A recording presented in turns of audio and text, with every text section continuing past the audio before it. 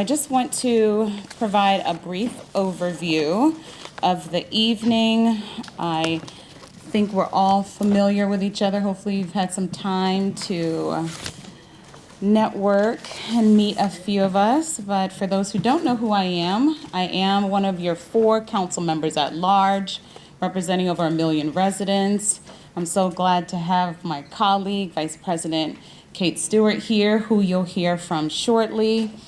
I currently serve on the Economic Development Committee and the Health and Human Services Committee, and wanted to have these meetings to better understand the intersectionality between positive youth development, mental health, our economy, and of course, safe communities.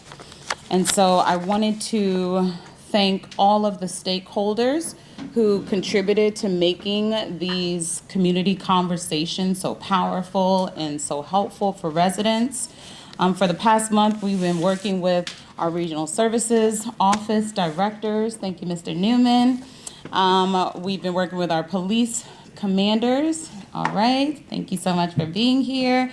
Our chambers of commerce, county health officials, MCPS, Department of Recreation, Health and Human Services, WorkSource Montgomery College, so many stakeholders from the community.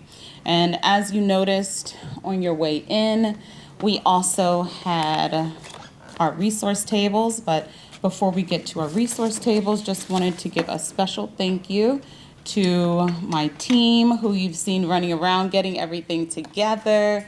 From my chief of staff, thank you so much, Victoria. Ezra Pine, thank you so much. Sierra, I think I just saw her come in. And we also have Joseph here. Thank you, thank you, thank you. And if there are any special guests that come in as the program continues, we'll be sure to recognize them. I also want to give a shout out to our resource tables. Oftentimes, the nonprofits are able to provide resources directly to the communities that need help the most. And so I wanted to, again, recognize WorkSource Montgomery, Department of Recreation, MoCo Empower.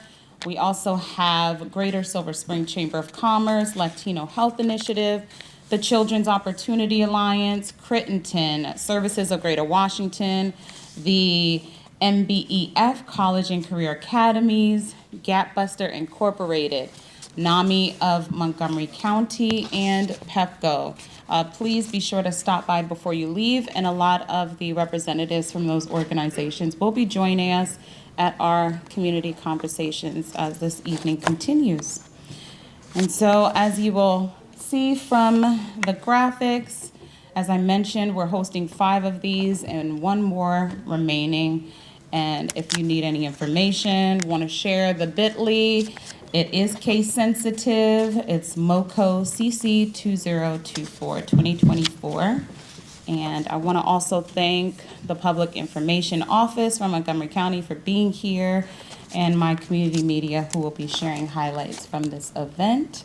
So thank you all. Please find a seat if you can, join a table. So just to give you a brief rundown of the event, we will end at 8, and Mr. Newman will let us know when we have to exit the building, but our partners will be here for a while, so be sure to stop by. So the format this evening is as follows. I'm going to do a presentation that will set the tone for the evening. We'll then hear from our Regional Services Center Director, Mr. Newman. After the presentation, we'll also hear from your district council member, Kate Stewart. We will be discussing in this order: community safety, youth engagement, business and community partnerships. Each of the panels will have approximately 10 minutes to share all of the work and progress being made in this particular sector. And then we will have group discussions. As you'll see, you have some questions at your table. We want you to talk with your table mates, identify a note taker, and then identify someone who will report back to the group. And then we will summarize key takeaways, any action steps, etc. Any questions? All right. Okay, so we will be discussing some sensitive topics, and I just wanted to provide a trigger warning as we'll be discussing suicide, overdoses, gun violence, and violence in general.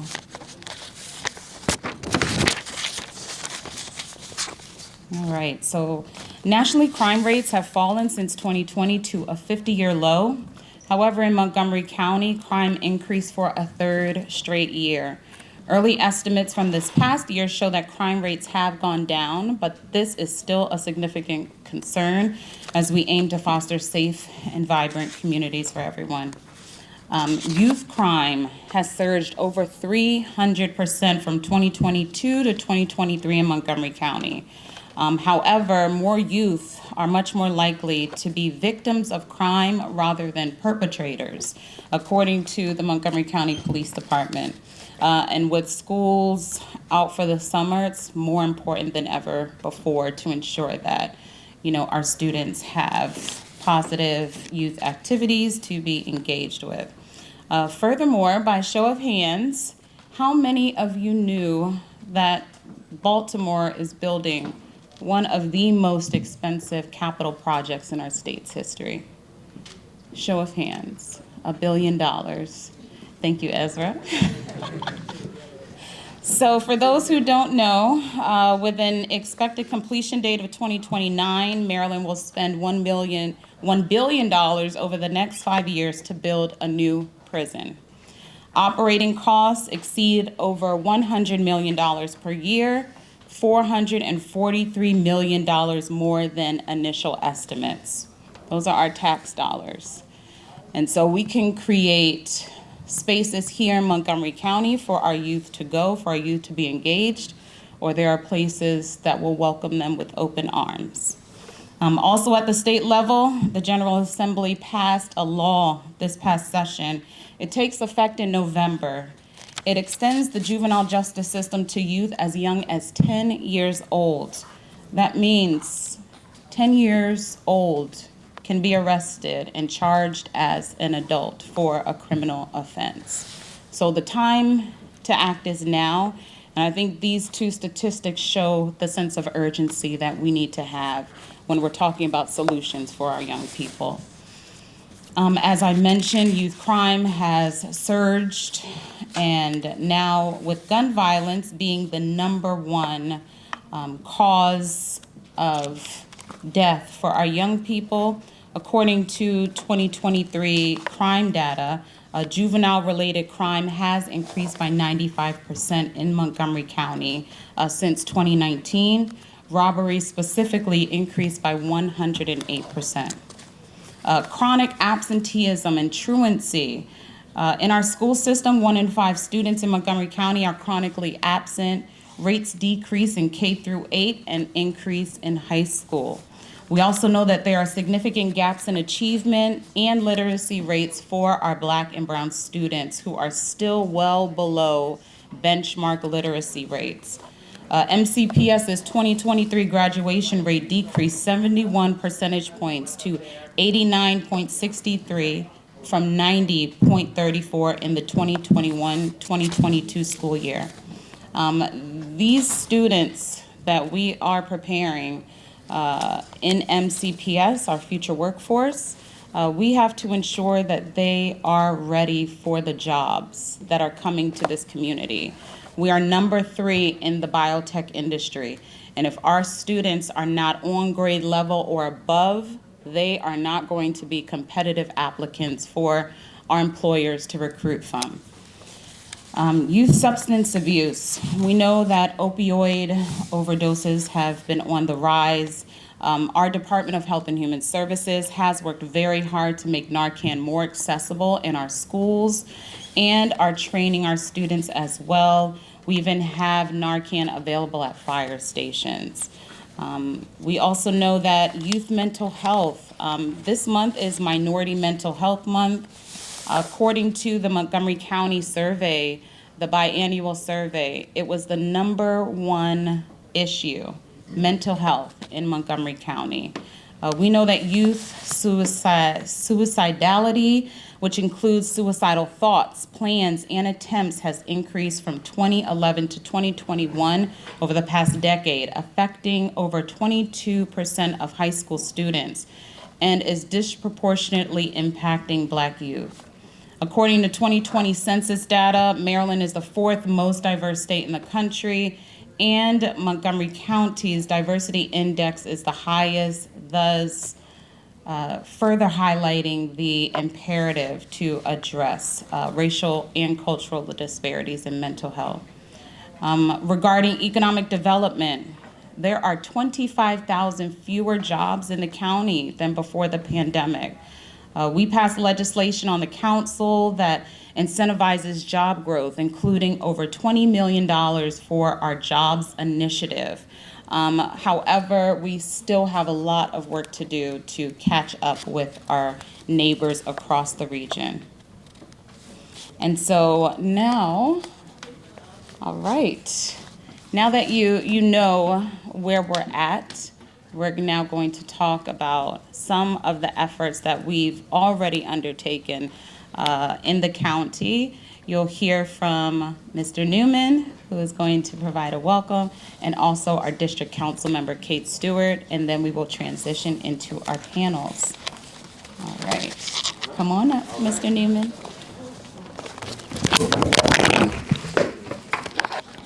Thank you, sir. Indeed. Good. Let's see. We still, hello. Good evening, good evening. Microphones, should I project or should I go to the microphone? Microphone for the audience. Good evening, everyone. It's a beautiful day in Silver Spring despite the rain. For the second day in a row and for 363 more days, we are the #1 place in the entire country to live with a family. So we are celebrating that. Let's give it a round of applause. My name is Jacob Newman. I'm the regional director here for Silver Spring. Before I get started, I do want to acknowledge someone very important in this audience, because if we're talking about young people, we have to acknowledge our Department of Recreation. Director Robin Riley is here. Thank you so much for being here. The largest employer of young people in the entire county is the Department of Recreation. I learned that several years ago as I was working with a community-based nonprofit here in the region in Montgomery County doing education, workforce development, mentoring, and wraparound social emotional support. So I come to these topics and issues from a place that's very personal, working with partners who are here in the room, ranging from MCPS to Montgomery College and so many more. I had the privilege of stepping into this role about 3 years ago, and for those who are unfamiliar, I do see a lot of very familiar faces and some new ones here. The county is broken down into 5 regions, as Councilmember Sayles indicated. Silver Spring is the smallest yet loudest and proudest. We are inside the Beltway plus 4 corners, from Rock Creek in the west to the Prince George's County line in the east, all the way down to the District of Columbia. And so as I took on this role, we were emerging out of a pandemic. There was the restarting of the Purple Line construction, a lot of talk about crime in the late night. And just across the street, I sat down with Commander Dave McBain to feel each other out. And I didn't know this guy, and I said, hey, I hear this buzz about a couple of different things. And we were sitting there for about 5 minutes, and all of a sudden, he takes off sprinting. So what the heck's going on? Because I had my back to a store, and he's in hot pursuit of somebody who had taken some items out of a store. And so that was the first orientation I had to him. And when I say, we say boots on the ground, someone that rolls their sleeves up, as a commander, somebody who's responsible for the entire 3rd District, which includes the George, Henry, and Ida sectors, from down here in downtown Silver Spring all the way up to Burtonsville. He has been a partner and a true ally for understanding that what community desires is to have police on the ground, present in communities, responding, developing relationships. And so I just want to acknowledge you as you are moving on to another leadership role here in the county. We're excited to have Lieutenant Tony Galladora with us, who oversees the George sector, which is the downtown. And I know that incoming acting Commander Jason Kokinos would be here, except for he is once again presenting on the innovative ways that our county is responding to crime, from our technology, such as Drone as First Responder, to other programs that I think are that address and are responsive to what community is telling us. And so it's really been a privilege to be a part of all of this on the ground, not only in downtown Silver Spring, but in areas like Long Branch, where we have our recreation center, where we have our library. Just yesterday, we were celebrating the unveiling of the Dominique Dawes statue at the largest and nicest recreation and aquatic center in the entire region, just up the road from here. You should definitely go and check it out if you haven't already.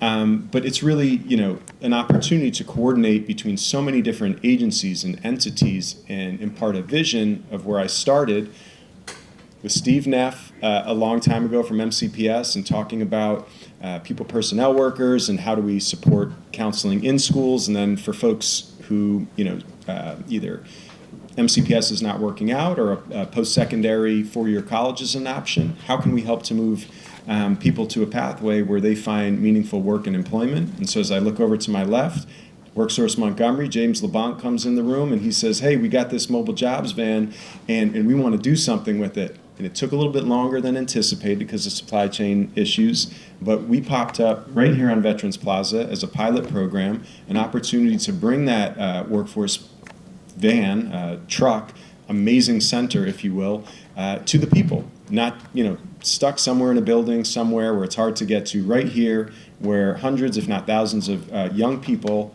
of all ages, walk through on a daily basis. And so I'd be remiss if I didn't recognize Mr. Ken, who is, with Montgomery College and wears so many other hats in our community.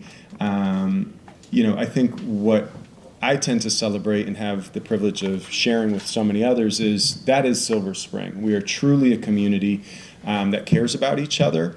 Councilmember Stewart came in hot. She did. I'm not gonna lie. I knew her as Mayor Stewart, and we sat down right on Georgia Avenue. Angry jerk. We ate some spicy food because it really gets the emotions going. And she said, "What are we doing down here? I have some ideas, and you think we're going to work together?" And I said, "Absolutely." Next thing you know it, her along with Cecily have this vision and this idea. Hey, yeah, we've been talking about young people. Let's bring it out for young people. And so, again, partnerships like the Chamber of Commerce, Stephanie Helsing, and so many others, we had a Buckets and Beats event. Recreation came in full effect. Basketball courts, pop-up skate park. That is really a celebration of youth, because what we know is that young people are the best agents of change for themselves and their communities. And so it's through that strength-based approach that I hope we approach this conversation today, for thinking about how we envision young people at the intersectionality of all the other topics that Councilmember Sayles raised today. The last thing I'll say is I get a lot of help from a very small team. Nahom Tekla, Regional Projects Manager, Community Projects Manager, came on board a year ago and is another person who's just hit the ground sprinting. So I'm sure many of you in this room have worked with Nahom. It's really a pleasure and a privilege to be able to have you as a team member.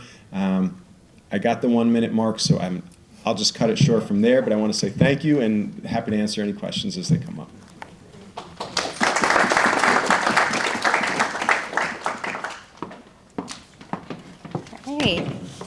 Good evening, everyone. Hi, I'm Kate Stewart. I am the Council Vice President for Montgomery County, and I have the great pleasure of representing District 4 right here in Silver Spring. I just want to say thank you for coming out tonight. Thank you to my colleague, Councilmember Sayles, for convening us in this conversation about creating safe and vibrant communities. As Jacob mentioned, we've been doing a lot of that here in the Silver Spring area. For the last year and a half, we've been having so many conversations about this intersection, about creating community, safe spaces, especially for our young people. And at the heart of it, as Jacob mentioned, is really collaboration. because it really takes all of us working together on these issues. And it's why when I first took office, we started having small community conversations about what it is that makes our community great, what it is that we can build on. Unfortunately, as Councilmember Sayles said, our community has also been the victim of violence. And it's touched my own family personally, as I know it's touched many families. And so a year and a half ago, we brought together a large meeting here, working with Jacob, working with our police department, and many others, working with Interfaith Works, who I know is here tonight. They were there as well, to talk about the harm of particularly gun violence on our community and how we can work together to make sure we really are a vibrant, safe community. And we did a walk that afternoon with our police department, working with our Chamber of Commerce, Stephanie Helsing, who came on board out of our Greater Silver Spring Chamber of Commerce a little over a year ago, hit the ground running and put in place the Safe Silver Spring program that brings together our businesses, our government, our police department. So it is about all of us really working together. And when we had that initial meeting here back in March of 2023, really listening to members of the community about what we needed, we moved forward on 2 tracks. One was legislatively, because I'm the council member, so that's what I can do, is pass legislation. And it was also working in partnership and thinking about the programmatic changes we needed. So in the last year and a half, we've been actually able to put in place a number of pieces of legislation for our community here, specifically in downtown Silver Spring.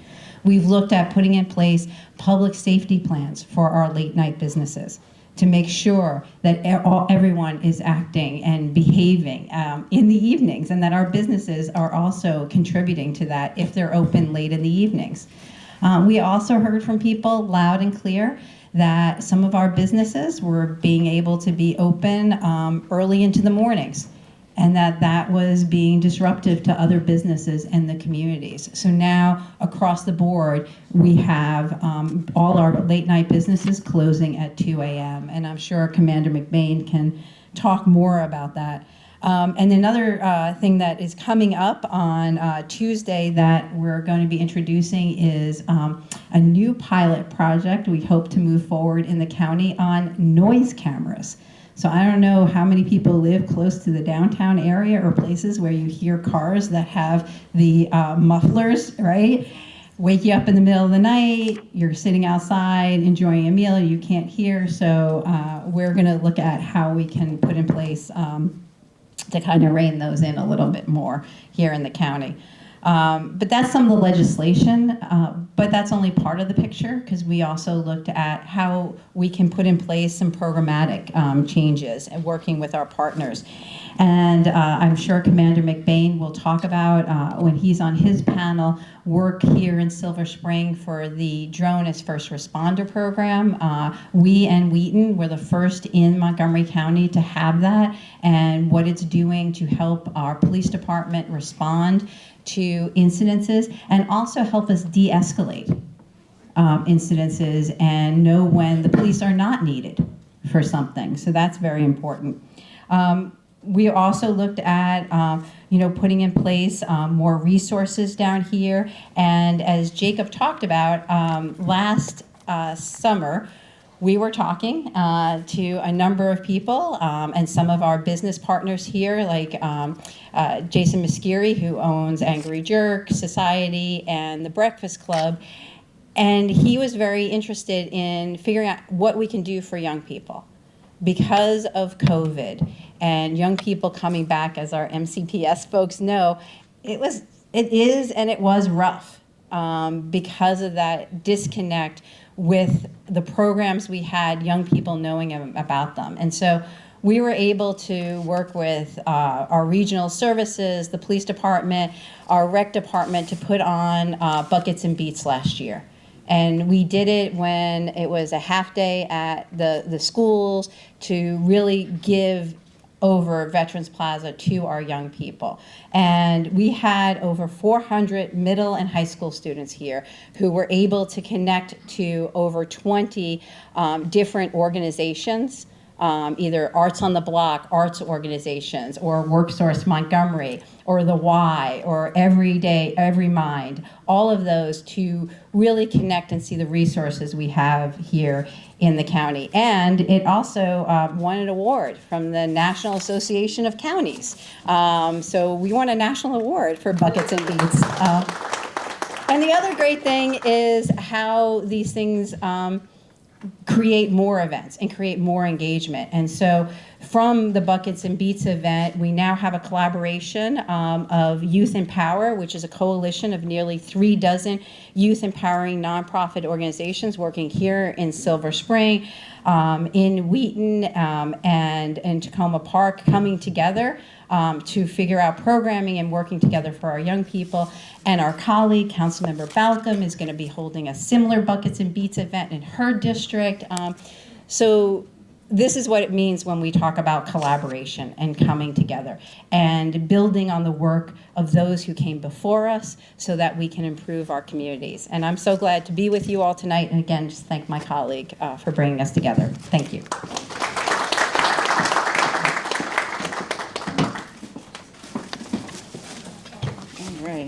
Thank you again to Mr. Newman and Council Vice President Stewart. Let's give them another round. Thank you.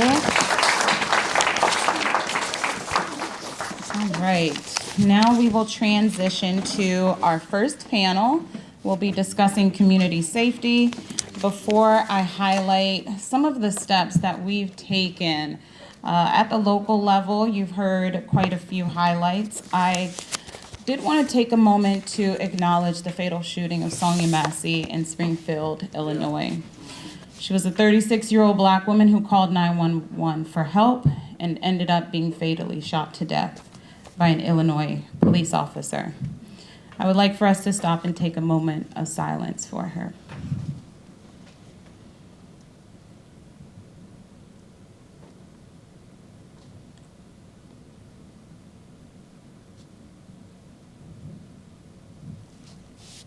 Thank you. As you can see on this slide, we have taken numerous steps to promote and enhance community safety here in Montgomery County so that we don't have incidents like what happened in Springfield, Illinois. We try to learn from the experiences that we have, and our officers are doing their due diligence to ensure that our communities are served, protected by those who uphold the law.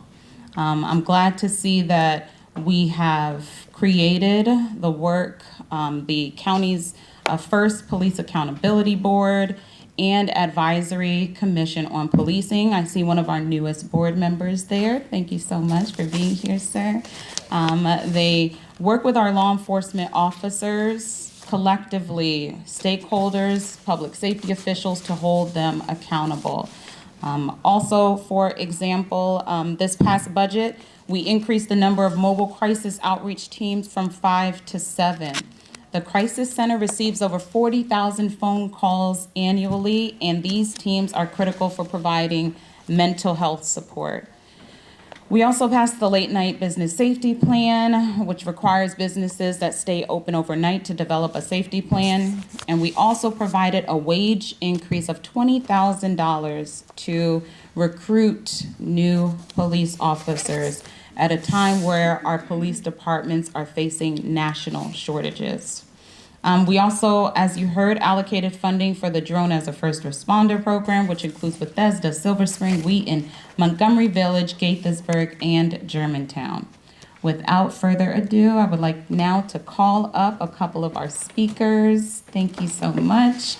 Commander McBain and Lieutenant Galladora, Lieutenant of the 3rd Montgomery County Police District.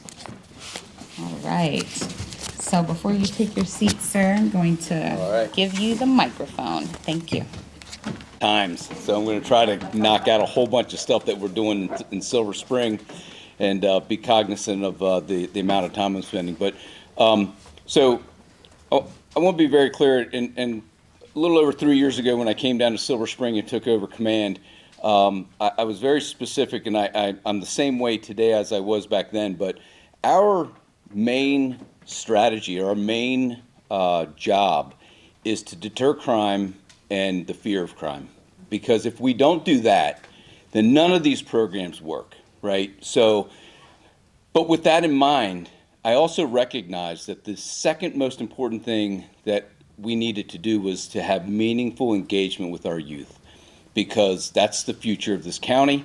And if we weren't going to be able to do that, then we were going to continue to run into these problems. So, my efforts were, crime fighting, obviously, but in the middle of that crime fighting, and added to that, we did a lot of community engagement that we really hadn't been done down here in quite some time, specifically with basketball and soccer.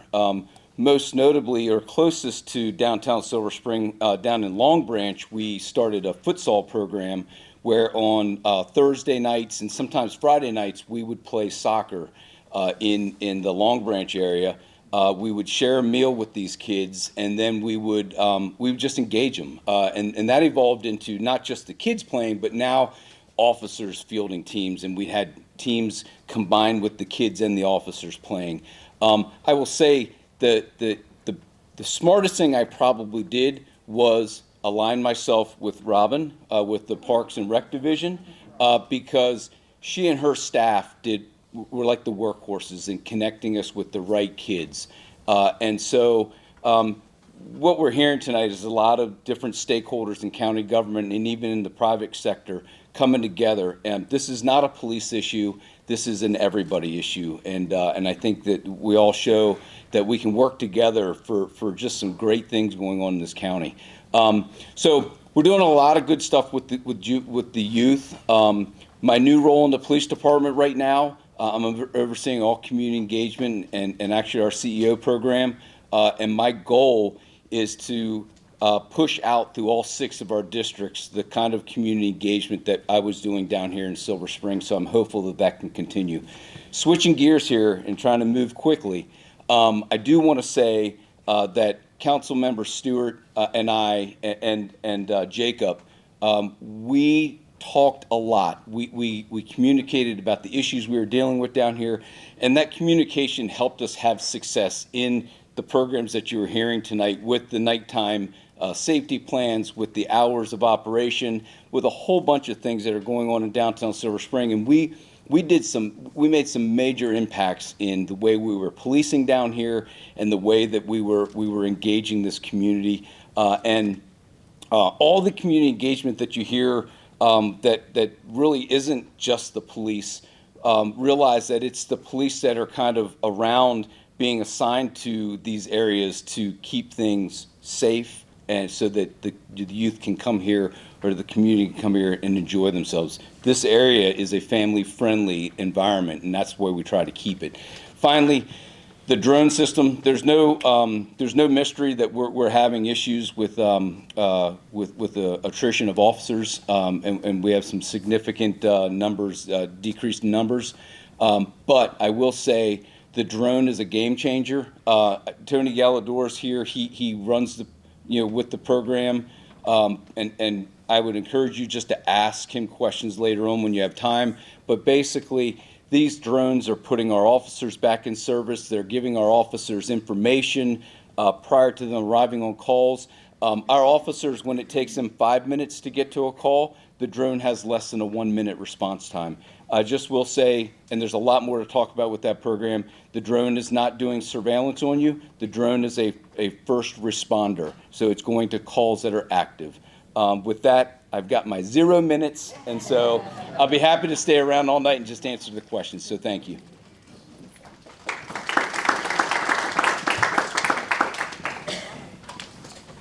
Thank you very much. I'm Tony Galador again. I'm responsible for the George sector, which is downtown Silver Spring. And I just want to thank you all for being here tonight because, as we mentioned, there's not a lot of, our department, our authorized strength is around 1,300 police officers for over 1 million people.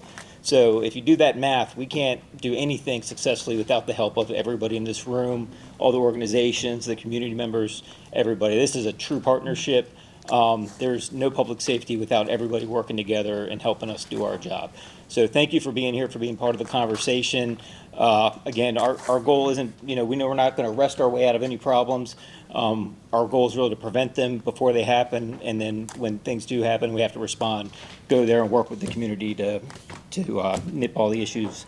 So thank you for being here. I look forward to having some conversations here on the side. And again, just thank you.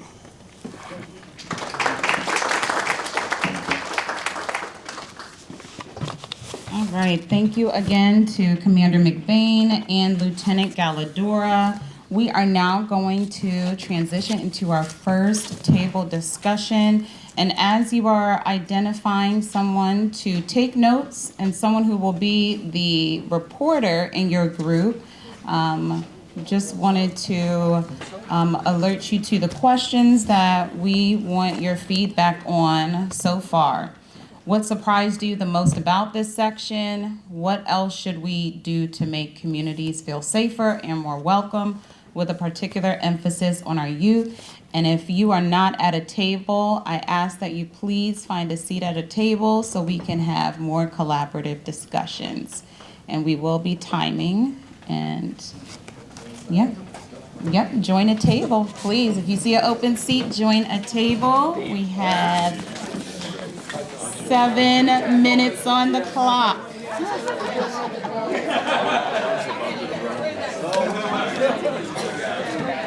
My MC media reporter wants to know if she can just like a quick 2-minute interview. Sure. Can you?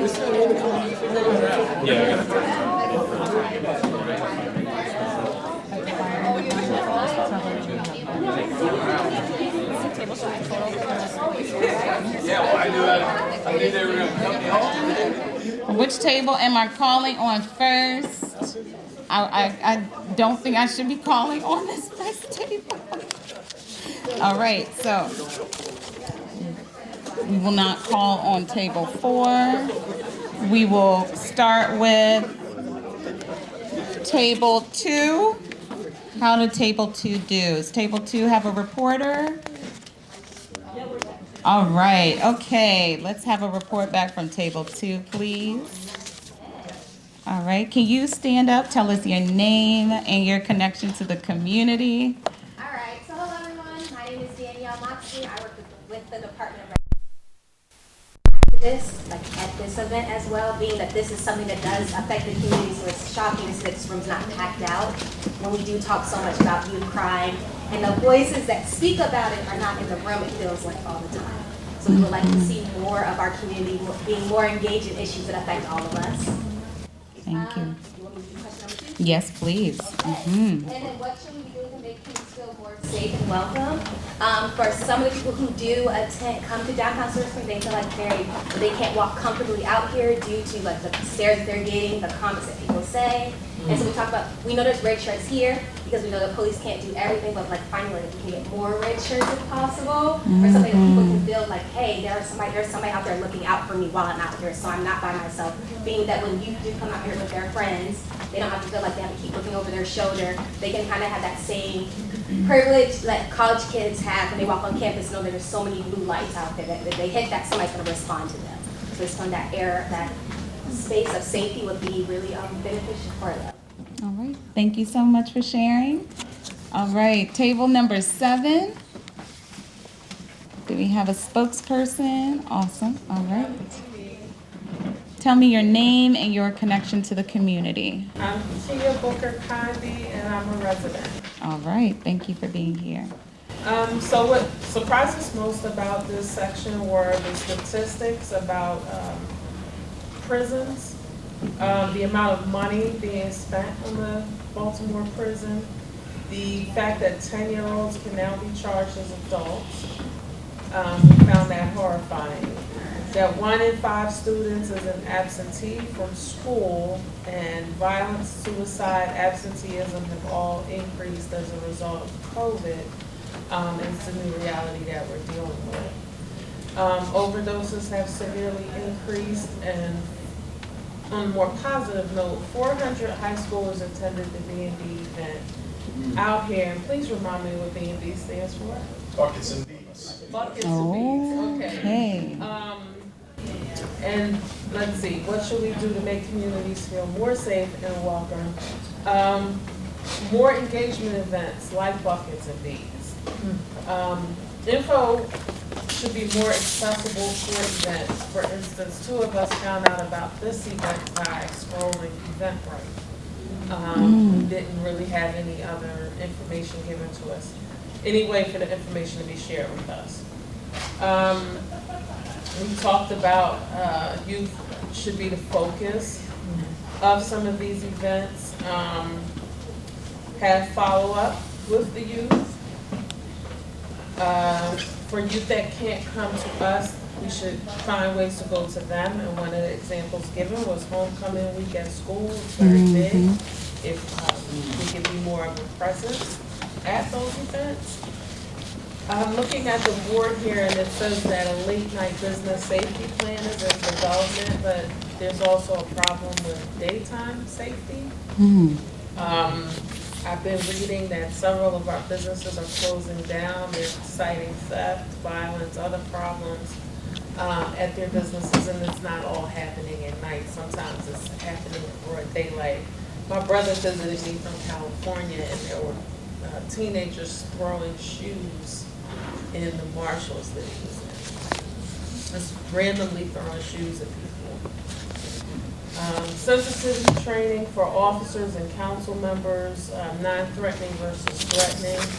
So understanding that there are a lot of people who have had traumatic encounters with police officers and have other family members or friends who've had those traumatic police officers. So have to work through that so that it becomes a non-threatening relationship.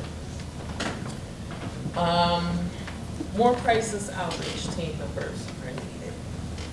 So, and there was also a recommendation that if there are certifications that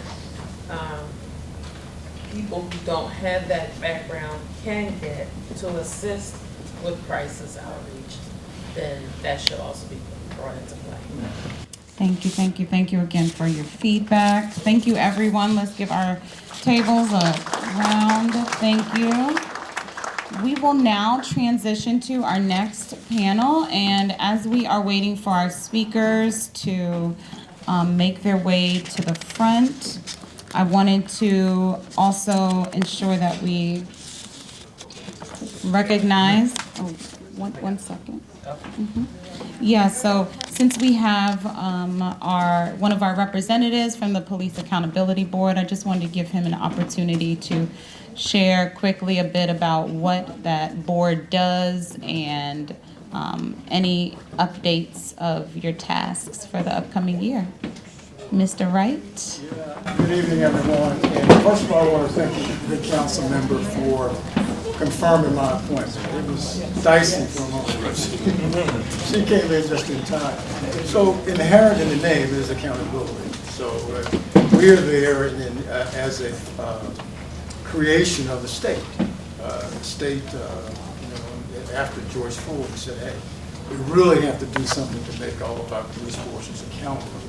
And so every county now has a police accountability board and a ACC, accountability, charging commission. So essentially we're the policy and complaint people. So if people have a complaint with policing, escalation or some other misconduct, then it goes through us. And then we interface with all the LEAs, the local enforcement agencies. So you should know there are about, 5 different police forces in Montgomery County, which is a lot, but it pales by comparison to Prince George's County, which probably has over 20, I believe, municipalities that have their own police forces. So to be really quick, I just got there, I'm in my 3rd meeting, but what I can tell you is that they are doing work, and there's a great relationship going on in cooperation between the public and the police department. See, I grew up in Northeast DC, and I saw a lot. You can open my front door and see my backyard.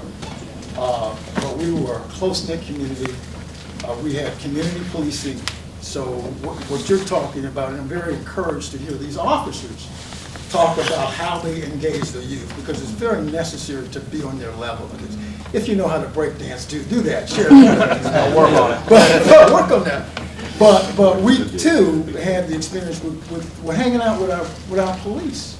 A policeman was my first football coach, believe it or not. My thin self, I used to play football, and also my first basketball coach. And I'll share this before I sit down. And what we're trying to do as a PAB is to balance, so we can't go all in when something happens. It clearly sometimes it's just human error.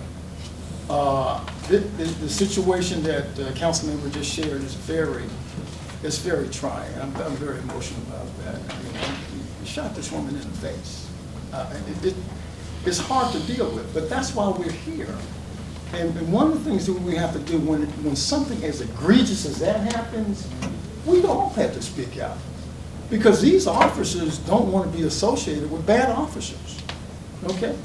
So finally, I would tell you that, we do meet the first Thursday of the month. And, but actually the August meeting is going to be on August the 15th. We're on Facebook. You can Google us. You can come in person to attend the meetings, and you can also participate online. And you can, and you can talk from the community. We're going to give you 2 minutes, then we're going to cut you off. But at least you're there, and you get to interface with the officers as well. Councilmember, again, thank you for acknowledging me and the work that we're doing. I'm very excited to be a part of it. Thank you so much, Mr. Wright. We appreciate your service.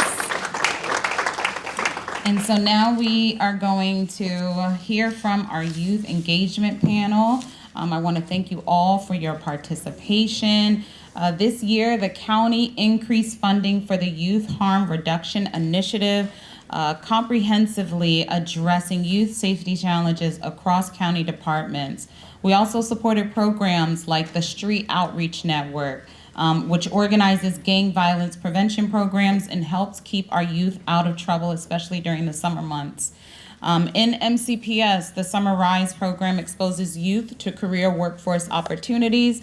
We have 3 Summer Rise interns in our office, and hopefully you've seen them around the county as you have made your way across the community this summer. The Montgomery County State's Attorney's Office also has a truancy prevention program, which aims to help students succeed inside and outside the classroom. We have with us this evening Mr. Steve Neff, Director of Pupil Personnel and Attendance Services at MCPS, Ms. Robin Riley, our Director at the Department of Recreation. We also have Dr. Irina LaGrange, Director of College and Career Readiness and District-Wide Programs at Montgomery County Public Schools, and Ms. Vernell Shaw, Instructional Specialist, Career and Post-Secondary Partnerships at MCPS. She helps run MCPS's Business Pitch Program. You will hear from them in a bit. After we hear from our representatives, we will, again, you have questions on your table, please find a note taker and a reporter. And so we will start with Mr. Neff. Thank you, sir. Thank you.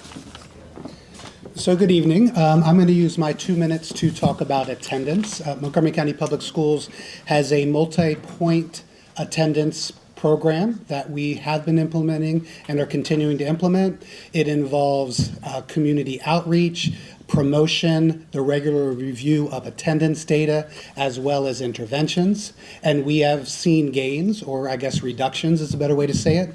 We reduced our overall chronic absenteeism rate by nearly 3% last school year compared to the year before. Across our racial groups and our service groups, students in poverty, students with IEPs, emergent multilingual learners, our reductions were very comparable across all of those groups. Where it wasn't comparable, and Councilmember Sayles pointed this out, was across school levels. We dropped chronic absenteeism rate by about 6% with our elementary schools, a little over 1.5% with our middle schools, and our high school students basically stayed the same. In fact, they were up about 0.5%. So we know what our charge is for next year, or this upcoming year. What we also know is punishment doesn't work. So all punishment will do related to attendance, it will break relationships between MCPS and students and families. So it's about building relationships and engaging with students and families, having them trust us enough to tell us what their barriers are, and then working together to try to address those. And also specifically to high school students, they need to feel like they belong, that it matters when they don't show up at school, and we're not going to make them come to school. We want to make them want to come to school. And so we can do that through, and I'm sure Dr. LaGrange is going to speak as well, through a variety of engagement opportunities, especially for our older students. We have student leadership opportunities.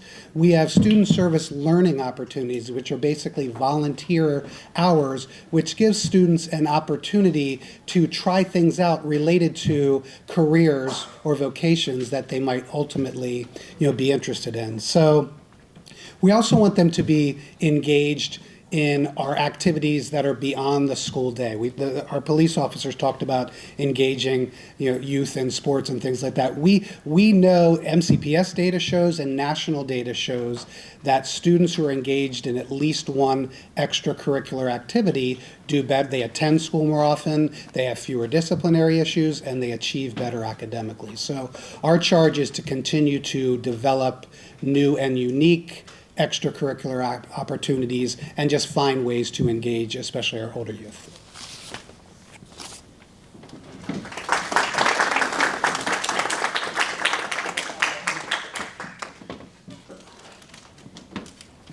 I feel like I'm surrounded by MCPS. Hi, everybody. I'm Robin Riley. I am the proud director of the Montgomery County Department of Recreation. I only have 2 minutes. I got to go fast. And I've had the honor of serving there. I know, don't laugh. 42 years. Yeah, I started as a seasonal employee in 1981 as I graduated from the University of Maryland. Go Terps.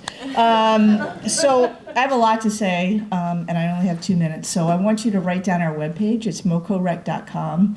Check out our youth development page. That tells you a lot about what we do on that page, but it doesn't tell the whole story.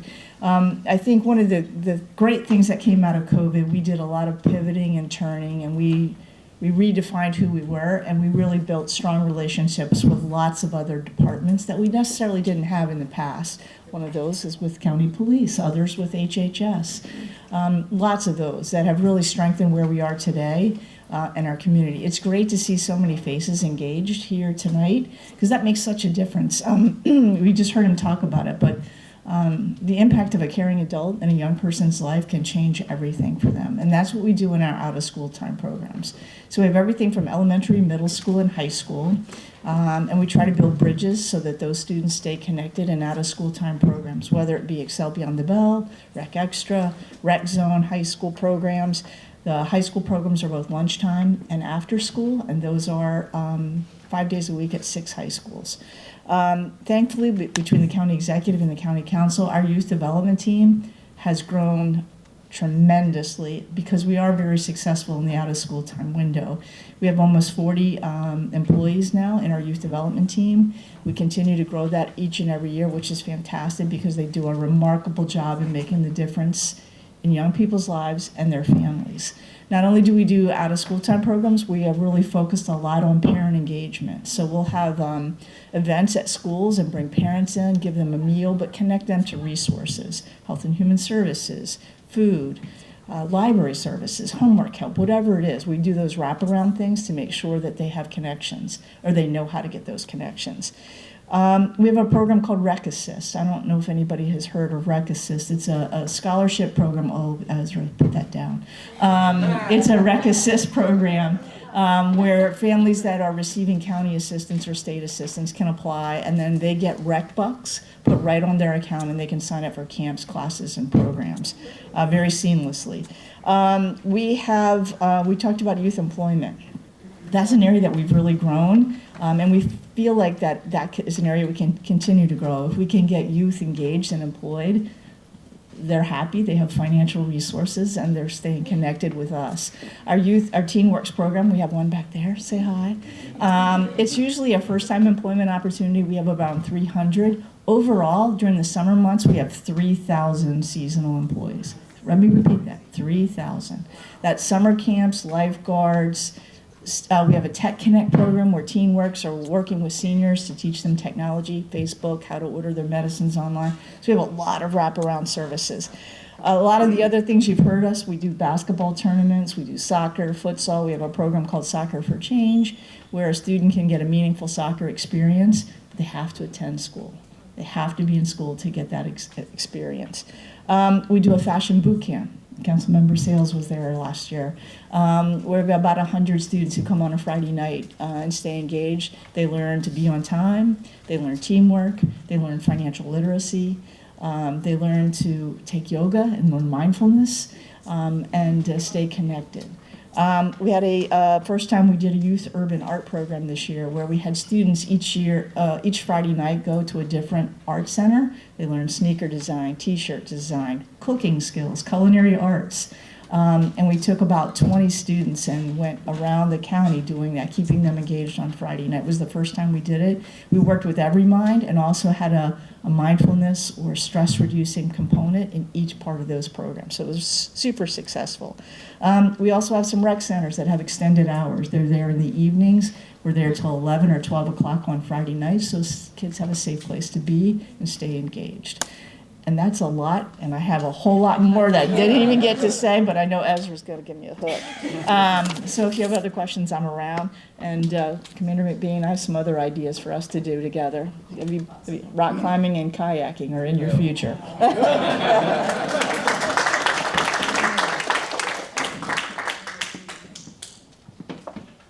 So good evening, everyone. As a former MCPS principal, as an MCPS graduate, a long time ago in the past century, I just want to tell you that it's a real privilege to be with you here tonight and to share with you some information about the programs that we have in MCPS. We have amazing, amazing programs that allow our students to engage in the learning by thinking about their careers, exploring career interests, seemingly connecting what they're learning in the classroom with their internship experiences, and then also allowing students to earn industry-recognized credentials that lead to high-wage, high-skilled jobs that are currently in demand.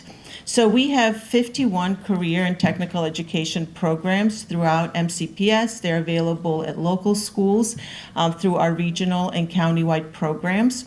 And what's really great about those programs is students are able to complete their pathway while still in high school. And then they're also able to take college classes through dual enrollment at Montgomery College at no cost. And what's really wonderful about that at the end, there's also an opportunity for them to participate in an internship experience where they make all those connections. We also are expanding our work-based learning opportunities. So we have over 2,000 students who this year alone participated in paid and unpaid internships. Students participated in apprenticeships, and Summarize, we have our closing ceremony tomorrow. What we're trying to do with apprenticeships and with our career technical education is to really help folks transition from some of the stigma and that traditional meaning of what it means to be college and career ready. So we want to make sure that everyone understands that college and career readiness, it's a fluid process, right? It's not just one lane and you do it or you don't. College is just one of the stops along the way, and students have opportunities to explore their interest. One thing that we're hearing from students quite a bit is that they want to be economically responsible and they don't want to go into debt. And so in our collaboration with Montgomery College, with universities at Shady Grove, we're really intentional in thinking about how can students begin their process now and then continue it through Montgomery College, universities at Shady Grove? How can we make sure that they, in addition to the traditional apprenticeships, which are exceptional, we're expanding the palette? And so if you think about it, this year, our most popular apprenticeship is for a dental hygienist. And so students were able to work in a dental office, and they will be graduating high school, or they just graduated high school, as dental hygienists. So they can work full-time, have a career wage, and then take classes as they go along on their journey. And I think that's really important because, again, it allows for that flexibility, and it allows students to make choices while they're not also going into debt or causing their families to go into debt. I had the pleasure today of speaking to a graduate from Springbrook High School, and he shared with me that he did internship his senior year, and he worked in a cybersecurity firm. And he shared with me at the end of the process, not only did he have a complete resume, he had a cover letter, he had a team that helped him practice interview skills, but he also got 2 certificates in IT. So now as he's at his next path, whether he does it full-time or part-time while he's taking college classes, he can get a job that has a career wage because he has 2 certificates in IT that will help him get a job. So that's incredible to think about. What are those opportunities for our students? How are we expanding those interests for them? We're also, through Blueprint legislation, working very closely with WorkSource Montgomery. They're big partners, and we have career coaches. So we are now intentional in going into, I'm going to wrap up. We're intentional about back mapping and going into middle school. So we think it's really important that we not wait until students are juniors or seniors to tell them about these opportunities, but how do we make sure that students are aware what's available to them, what is the pathway while they're still in middle school? So as they're applying to different high schools, whether it's their local high school or one of the regional or countywide programs, they know what's available to them, and they also know what their interests are. So they're engaging in conversations with their coaches about their values, about career questions, about interests at that time, and they're growing and learning about themselves so that when they get to high school, they have a really much better idea about what they're interested in. And then through those internships, through the learning in the classroom that connects to those experiences, we're very optimistic and hoping that students will have a better idea about what they want and what they'll be engaged. And they'll also remain in Montgomery County as we build that pipeline and as we build that workforce. We want to have students who are here with those high-end certificates, degrees, and students who are passionate about making Montgomery County even better. Thank you for your time.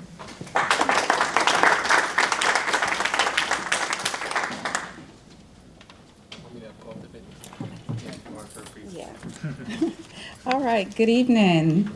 Good evening. I'm a former teacher, so I always need that feedback.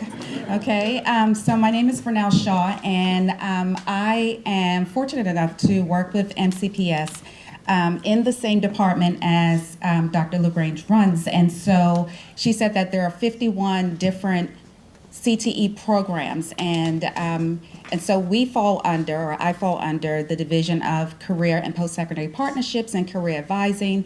It's very long, but it's because there's a lot of different pieces that go with it. And so out of those 51 programs, there are 3 programs that I oversee, one is the Academy of Health Professions, one is the Arts, Media, and Communication programs to study, and then the one that I want to focus on tonight for you is our Business Management and Finance programs to study.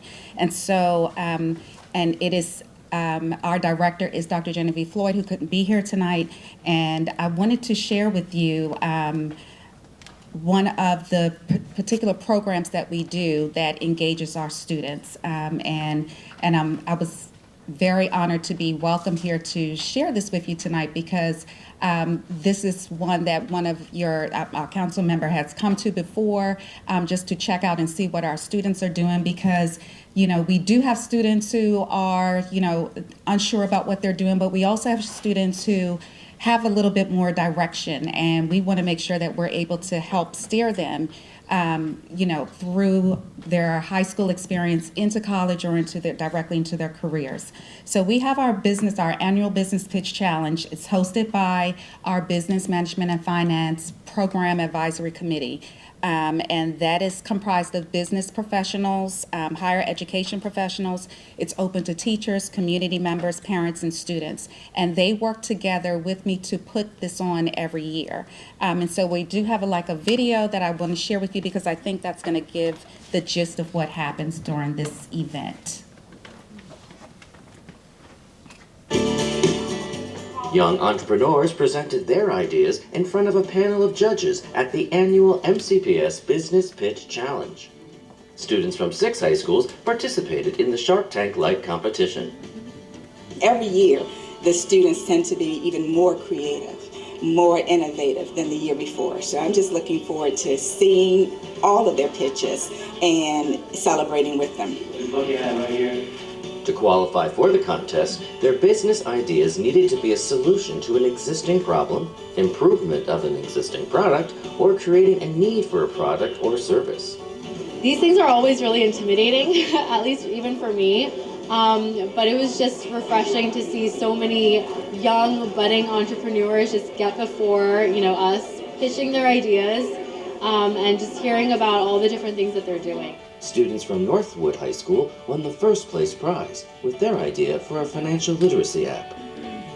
This is something that we're very passionate about and obviously matters a lot. We mentioned that it's a huge problem across America, and if we could make this a reality and make it national, it could make a big difference in people's lives. Okay, thank you. Just a little highlight, but yes, please. And that was from 2023. So 2024 was our winners were from Einstein. And it was a group of young black and brown young men. And 4 of them who put their idea together, and they are still working together even as they have graduated to build, to build their product. So this Shark Tank type activity is something that they do. We have currently we have 9 business management and finance schools that have these programs of study. And so the schools are able to build their teams. And we have the teachers who have to support that effort, and the teams come together. And in this year it was 6. This past year it was 9. They compete, and in response they are able to get awards. Everyone gets this MCPS, so everyone gets a medallion because that's what we do. But then also we have winners, first, second, and third place winners. I got you. First, second, and third place winners, and those winners receive monetary gifts that they are able to do whatever they choose to with. This group who just won, they chose to put it into a bank account and start a business account for themselves because they want to move forward with that. So I want you to know that this PAC is open to community members, business members, and so forth. I'm going to make sure that everyone has a couple of these on the table, because if you are interested in participating in our PAC or figuring out how to contribute to our PAC or support our programs, QR code is here. You can scan it. You can volunteer as guest speakers. You can volunteer to donate to our scholarship fund, because that's how we support our kids who graduate from these programs. So we will be here. I'll be here all night to talk to you more about it. Thank you.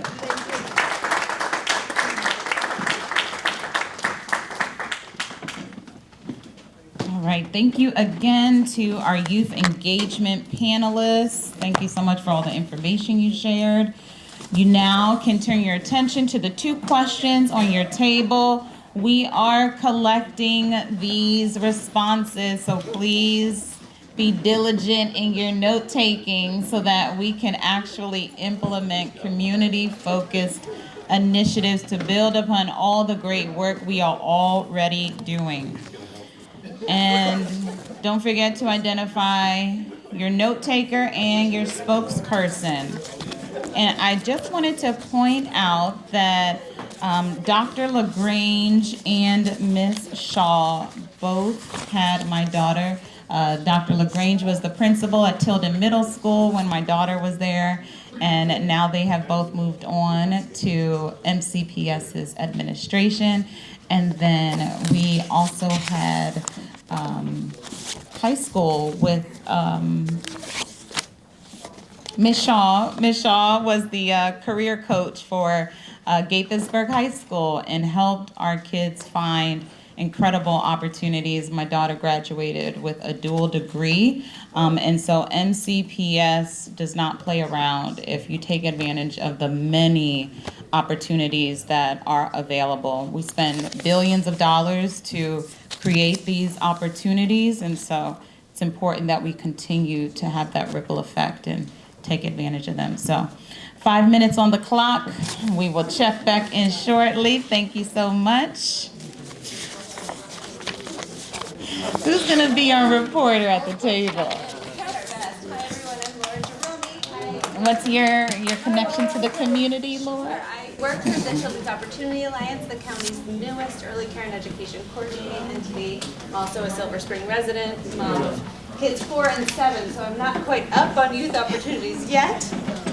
But we talked about the positive opportunities that we've heard about, a lot of organized sports and churches and different clubs like 480 Club and Game Changers, the career coaching that Workforce and MCPS are partnering on, and the dual enrollment programs are things that are getting lots of positive feedback lately, and we hope they continue to grow. But other things that we can do is just spreading more awareness about opportunities. So one of the biggest barriers sometimes is you can't join something if you don't know about it. So figuring out how to get the word out about those opportunities. We also took the opportunity to talk about maybe teaching how to engage with police and other life skills, figuring out where that fits. Thank you, thank you, thank you. All right, so because of time, we want to be conscious of everyone's schedule. We are now going to transition to our final panel. We have with us three speakers. We have from, okay, all right. We have a few folks that we are going to recognize. Thank you, Ezra. All right. So we have our business and community partnership panelists.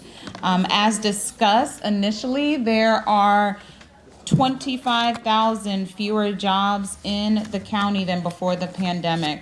One piece of legislation that I mentioned earlier was a $20 million special appropriation to create jobs and support providing capital to small minority-owned businesses and having a focus on businesses, particularly in our biotech sector as well.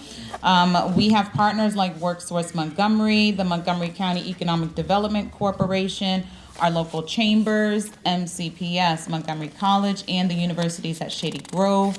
They are creating crucial and essential job opportunity pathways for our youth. And so now we are going to hear from Ms. Stephanie Helsing. Please join us, Ms. Helsing. We also have Mr. Kenneth Nelson from Montgomery College. Stephanie Helsing is the president and CEO of the Greater Silver Spring Chamber of Commerce. Mr. Nelson is the director of business and community outreach for workforce development and industry partnerships at Montgomery College. And lastly, we have Ms. Krista Tishi, master electrician and president at C&T Electrical Contracting.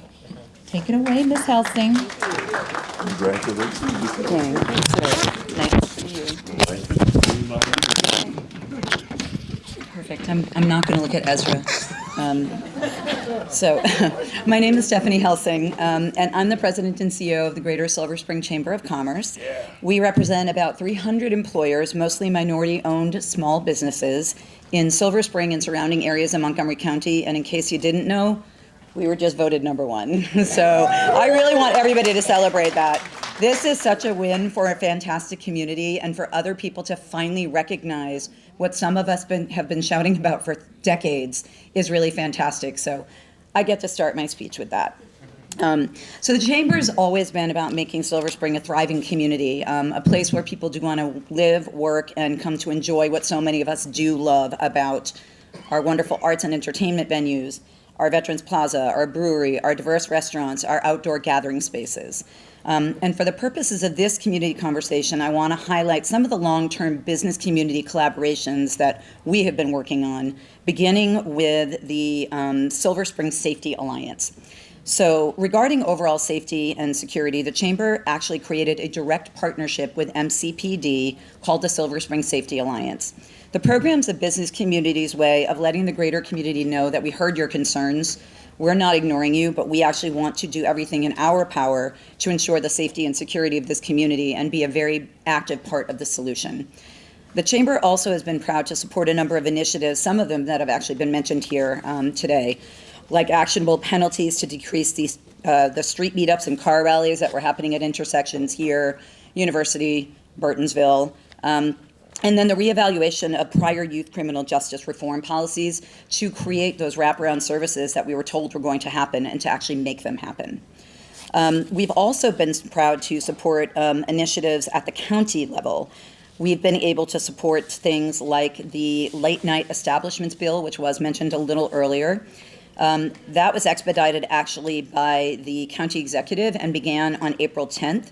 And what it does is actually create parity with hookah lounges and vape shops with regular bars and restaurants. And it's actually shown immediate impact. So we're really excited about that, as well as the Drone as First Responder program. Actually, it's on top of my building at 8601 Georgia Avenue, and it's really something to kind of see it in action. There's a live feed, so if you ever want to see what they're doing, you can actually go to the police website and see it. I definitely highly recommend it. With regard to the economic development, the Chamber's also supported the jobs initiative that was mentioned by Councilmember Sayles, as well as the MOVE Act to increase access to funding to expand economic development in this area, which is an equity focus area. So it's really important to have that money here in our community. And lastly, we are excited to once again partner with the award-winning Buckets and Beats program with our County Vice President, Kate Stewart, the Silver Springs Regional Services Center, Department of Recreation, and a lot of the nonprofits that are actually here today. And then the Chamber believes that assuring a safe and welcoming environment for everyone is the key to a thriving business community, a thriving Silver Spring, and a thriving Montgomery County.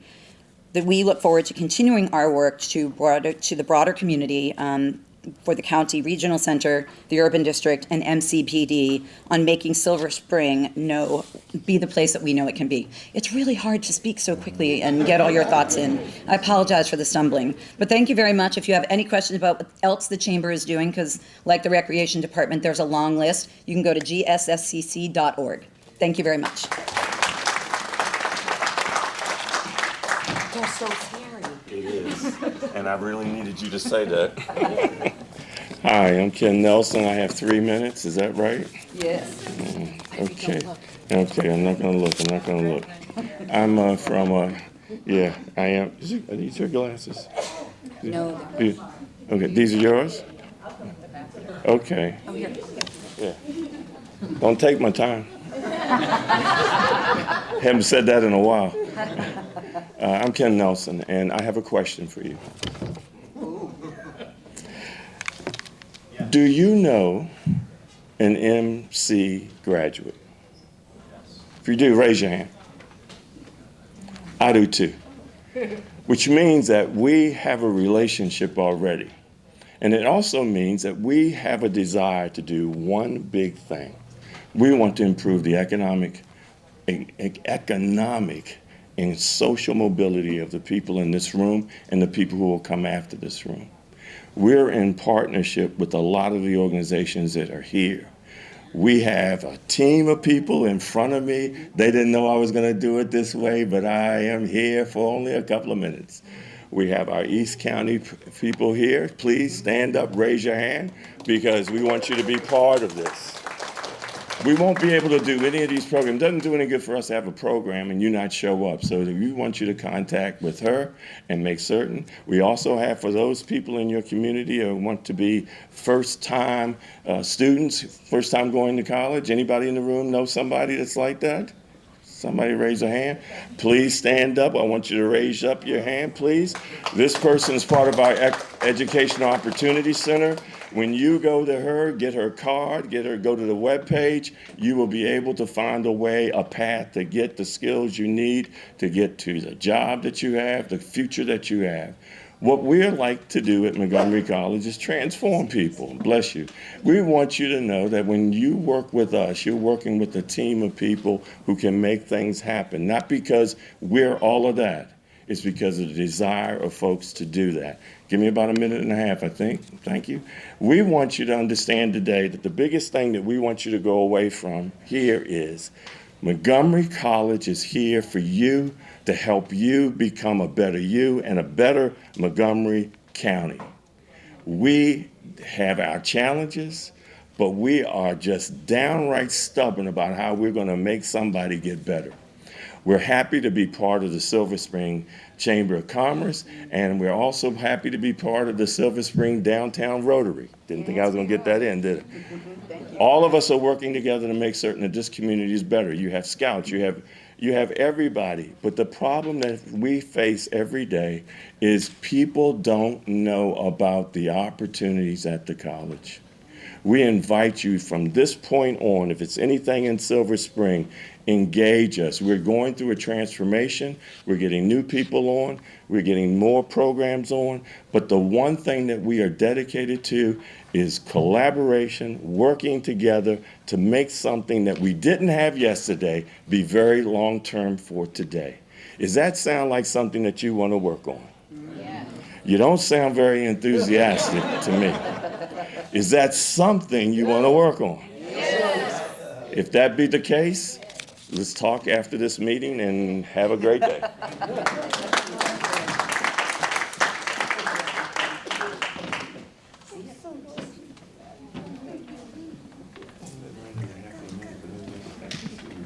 Well, good evening, everybody. 3 minutes, I'll do what I can. First off, thank every one of you for coming here, when so many of you would have liked to have just gone home after working all day, and yet you showed up here. So your spirit and your, devotion to wanting to, participate in this county and the initiatives that are going on, I think that's awesome. A little bit about me. First female master electrician in the state of Maryland.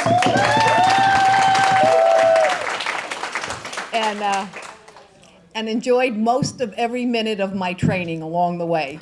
And what happened is I moved to this county. I was a widow. I was a mom. I tried the programs, daycare, tried to go to college. I wanted to continue to be a clinical psychologist, and I ended up being a doctor of electric. So, sometimes you just switch up a little bit. But as it turns out, I ended up in the electrical trade. And I'm hearing here about Montgomery College. I was taking classes at the college, and I thought, what if I tried to do a trade versus going for a regular degree, so I could do that work study that we're all talking about now? Let me do maybe a little work study. I'd get a paycheck, I'd still be able to take care of the children, but yet I'd be learning something along the way. And I ran into, at the Rockville campus, one of their maintenance individuals, and he said to me, I must have looked like I was confused. He said, you look like you're lost. Can I help you? Where are you going? And I said, trade building. He said, for what trade? And out of nowhere, I remembered this little project that I did in 5th grade where I made the little light bulb go on. Remember? And I pushed it. And I went, electricity. And he said, well, I'm the head electrician here. Take this information down. Anyway, I ended up in a union apprenticeship program. And after a year of working for them, I applied for their 5-year apprenticeship program. I went through the program, I graduated, became a foreman, supervisor, started my own business, worked nights for Vermont as a big superintendent, and then what I ended up doing was I went back to college because I remembered Montgomery College. And I ended up getting a degree in construction management, general studies, and I think in like 2 weeks I'll get poli-sci. But that's where it all started for me. Ended up at an event where my professor was there, and he said, Krista, he said, you're on Workforce Development Board now. He said, you're working with WorkSource, you're on the chain. He said, we need you to be a mentor at Seneca Valley and start the program there. So I went there and I taught a year electricity at Seneca Valley. That wasn't enough, because what I saw was a need for summer programs. Can I get another minute, or do you want me to be quiet? Will you give me 1 minute? All right, I'll make it quick. So as it turns out, I ended up going back to my union. I said, you know what we need to do? I said, we need to bring some education here. We need to bring a school here. I said, because the opportunities for these young folks are incredible, and we don't have that here in the county. My union said, do you think can you do it? We'll help you. So we went and we applied for some grants, and grant just came through on the nose, and we started a summer program. It started a week and a half ago, and I sent 8 students from the ages of 17 to 23 out to a work site job today, and they will start working tomorrow. So in Montgomery County, it can all happen. Any questions, I'll talk to you after. Thank you. Thank you so much to our community partners. The time is now 8:01, so you do have 2 more questions, and we would greatly appreciate your feedback on the final 2 questions, especially on this particular topic. So if you can work with your table mates to fill out the last set of questions, we'd greatly appreciate your feedback. I want to thank our panelists again. Montgomery County's economy is so important, and ensuring that we have opportunities for our students when they graduate is also important to ensuring we have safe and vibrant communities. And so we want to hear your feedback on how we can do this work even better. And so thank you for your responses. You'll still have about 5 minutes. We're going to have the room for a lot longer, but you'll leave the papers on the table, and if there's time, we will be calling on the remaining tables that we have not yet heard from. And then we still have our community partners, so we're going to give you 5 minutes, and please leave your papers on the table if you must go. But if you can stay, please record your responses, and we will hear from you shortly. Thank you, everyone. Offering students internship opportunities is amazing, because it's that first opportunity for our students to have that responsibility. And I'm a former internship coordinator. I am a huge advocate for internship opportunities, apprenticeship opportunities, of course, but I know that it's so much easier for the internship opportunities to happen quickly for the students. And our pipeline that goes straight to Montgomery College is very powerful. And of course, I'm a huge advocate for our program advisory committees as well, because this allows, because you're able to join it even if you're a professional, an industry professional, a community member, a parent, a student. It just allows for a lot of collaboration. What else should we be doing to make our youth more aware of the entrepreneurial path? I think that a lot of this has to do with being able to get to them through NCPS, of course, because that's where our students are. But we also need to reach our students that aren't coming to school on a regular basis. I think that I thought tonight, as many students as you have coming through your system, our advertisements need to be at the recreation department. Like, why aren't they there on a regular basis for the opportunities that we have? Because we have a problem making sure that our students get that information too. And teachers, that is the first line of defense. We need to make sure that the teachers have the information in the classroom, because they are the ones that are communicating with kids first and foremost.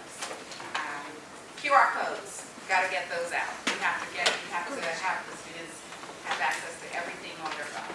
So I'm a fan of that as well. Thank you.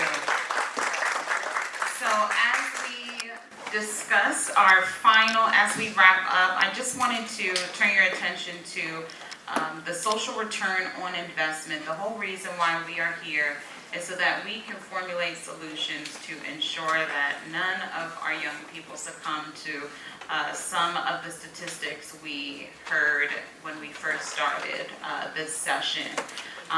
We know that when we invest on the front end, it pays dividends on the back end. And Montgomery County is a place that will pay to ensure that there are endless opportunities to reach self-sufficiency. We cannot allow our young people to fall victim or jeopardize the vibrancy of our county. And so I just wanted you to think about that as you leave. We have QR codes, as Ms. Shaw mentioned. Please scan the QR code, put your feedback on the form, any programs, anything you weren't able to share. These are all anonymous surveys. We will be compiling all of the feedback, and I mentioned after our final session tomorrow evening, we will continue to have conversations to devise solutions to a lot of the issues to ensure that we have better outcomes for our young people. And so I want to thank everyone again, because as Krista mentioned, it's the middle of the week. It took me over an hour to get here to this meeting because of the traffic, all of the construction that's happening in downtown Silver Spring. But because this is the #1 place to live, raise a family, we should be so proud to be here to represent this community and represent all of the greatness that is soon to come in this community. So thank you again to Mr. Newman for opening up your home to us and ensuring that we make enough room for everyone who wanted to participate. Thank you to everyone. We still have our community resource tables that are here. If you did not get a chance to visit with them, please join them in the hallway. We have some refreshments in the back, and we thank you so much for being here. How long do we have this space for, Mr. Newman? We could stay here all night, he said. Have a great evening, everyone. Thanks